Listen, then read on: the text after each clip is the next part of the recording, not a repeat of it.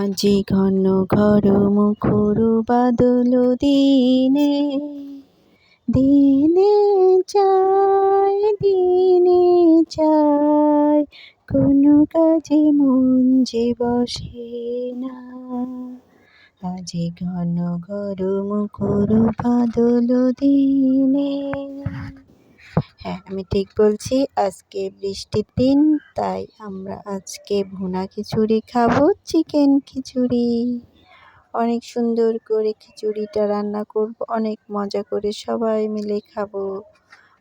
আজ বৃষ্টির দিন তাই ঘন ঘর মুখরিত বাদল দিনে, দিনে চাই কোনো কাজে মন যে বসে না। আজি ঘন ঘর মুখর বাদল দিনে।